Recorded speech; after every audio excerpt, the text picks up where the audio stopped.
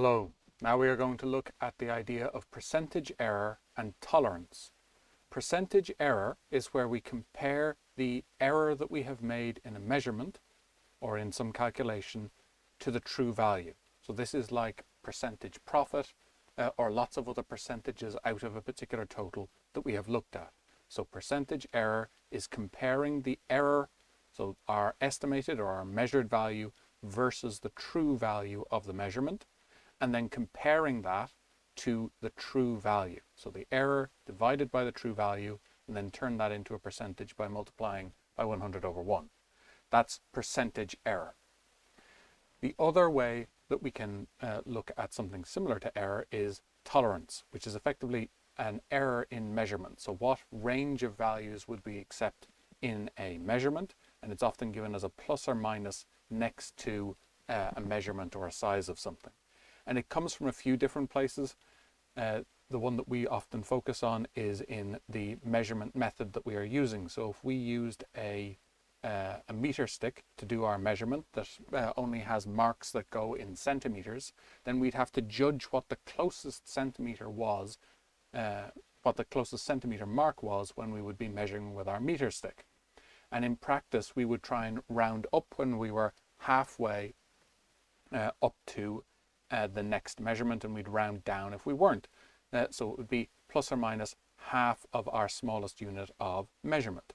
So e.g. if we were measuring in meters, so whatever we were measuring in was marked in meters. If we came to something that was about 1.7 meters, we would round it up to the nearest meter, which would be 2 meters.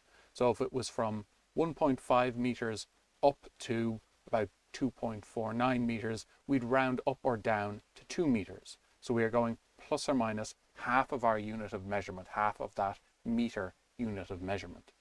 The other place that tolerance can come up is in manufacturing. If you need to make sure that different parts are going to fit together when you're trying to build them, you need to have particular tolerances, particular allowances that you have to make for things being a little bit smaller or bigger than we would expect them to be, and everything still be able to fit together. And that's where we can get plus or minuses on our measurements as well. So let's put this into practice. A common rule of thumb, a common approximation of an inch, if we have to do measurements that are going from imperial units to metric units, 1 inch would be roughly 2.5 centimeters. Now the true relationship, the actual defined relationship between 1 inch and centimeters is 1 inch is the same as 2.54 centimeters.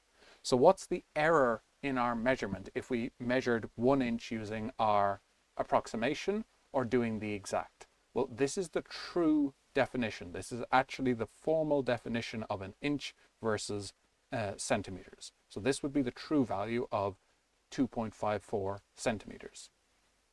So our true value we would have, and then our estimated value would be 2.5 centimeters. So we would estimate that 1 inch would be 2.5 centimeters. And our true value would be 2.54. So the error, if we were just measuring 1 inch, then we would have an error of, as I've written it here, minus 0.04. Now, for our purposes, we will tend to take error as being positive. We're only interested in the size of the error most of the time. So we would tend to write that as just 0.04. We effectively take the positive value, which you can put as a modulus sign, if you like, for this size of the error is often what we're interested in.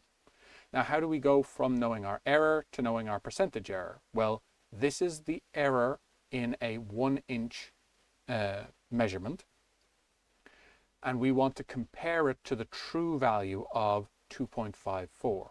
So we don't know where, if we just said that the error was 0.04 centimeters, we don't know whether that matters or not unless we compare it against something, and what we compare it against is the true value.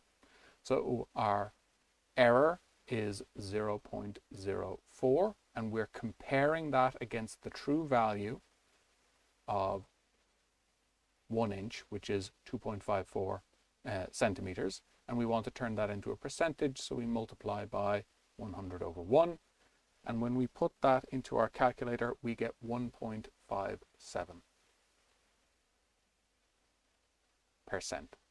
So when we use this approximation of 1 inch is the same as 2.5 centimeters, when we use that approximation, we make an error of 1.57%, about 1.6% in whatever measurement we make. So let's look at another example. J rounds to the nearest euro to estimate the items cost, these items cost in total. So J is in a supermarket and wants to get these 3 items. This is the cost of 3 different items. Instead of having to do a bunch of complicated addition in their head, J is just going to round these to the nearest euro and then get a rough idea of how much money they're going to need when they get to the till. Instead of having to add up the funny decimals, what's the nearest euro value, and we're going to use that as our estimate of the overall cost, of the total cost. Well, we aren't having to stand in the supermarket, so we can put this in our calculator and get the exact value that comes out to, and that ends up being €6.50. So our true value, if we add all of that up, our true value ends up being €6.50. So 6.5 euro. So that's the true value. If we want to know the error, we also need to know the estimated value. So we would figure out what the estimated values for these things would be. So the estimated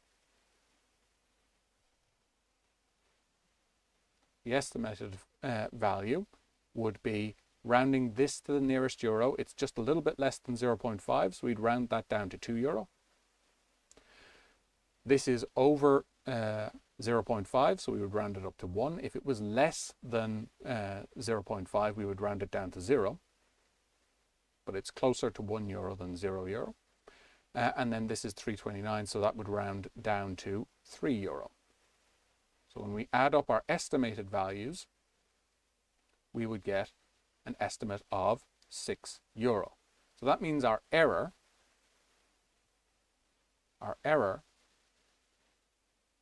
would be our €6 minus our 6.50. So we would end up with an error of 0.5 euro, or minus 0.5, as I've written it. But we're going to take our positive version. So we're off by 50 cents. So how do we write that as a percentage error? Well, we're going to compare that error of 50 cents to the true cost, which is 6.50, and turn it into a percentage by multiplying by 100 over 1. And when we put that into our calculators, we get about 7.7%.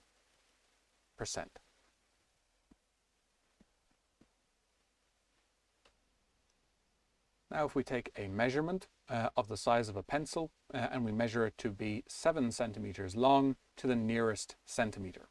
So what is the tolerance of that measurement? Well, if we go down to my approximation of a ruler here, what we do is put the tip of the ruler down here and we sit the ruler at 0, and then we measure up.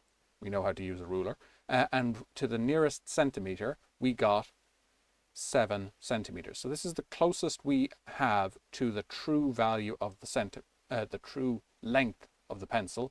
It's the truest value we know is that it's 7 centimeters long.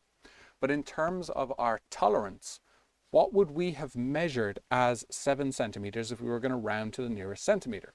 Well, if it was just a little bit smaller than 7.5, we would have rounded it down to 7. And if it was just a little bit bigger than 6.5, we would have rounded it up to 7. So we would have rounded up there and down there. So from 6.5 up to 7.5, or just less than 7.5, we would have rounded to 7 centimeters. So our tolerance is half of a centimeter because we were measuring to the nearest centimeter. So it would be plus or minus 0.5 centimeters. So the biggest value we would have measured as being 7 centimeters to the nearest centimeter would have been 7.49, say. We can approximately say 7.5 for doing our calculations. And the smallest we would have measured up would have been 6.5. So that would be the maximum size that it could have been. That would be the minimum size that it could have been.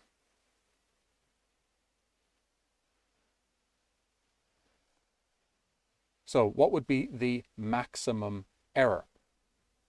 Well, the maximum error in this case would be the same. It's just plus or minus 0.75. So we would say we would just have the error divided by our true value. And the most true value we know about is to say that it would be 7 centimeters. We can't know the exact length of the pencil. This is the problem with the tolerance of measurement. But the best idea we have for the true length of the pencil is 7 centimeters. So that's what we would take as the true value.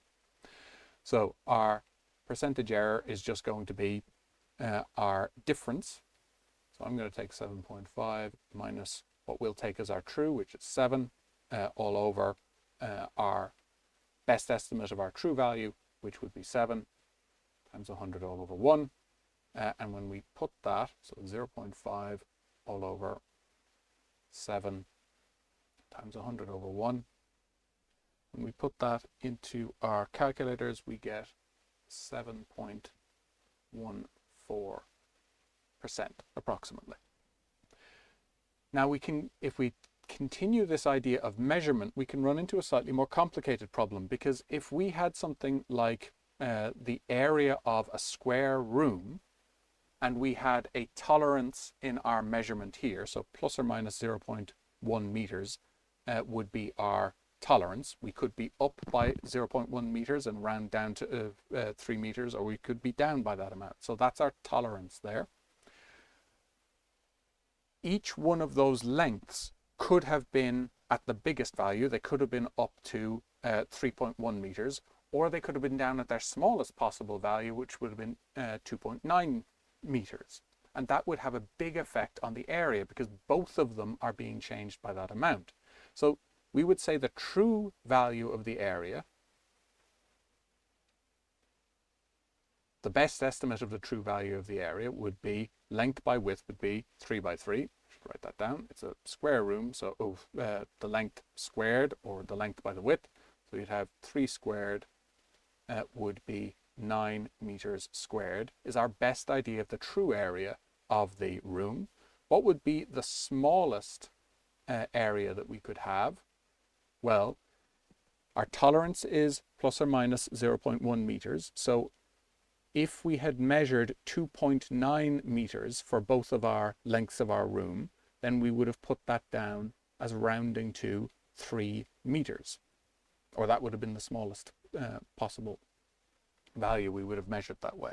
So we'd have 2.9 meters squared. The smallest value for both of those lengths would give us 8.41 meters squared, which would give us an error on that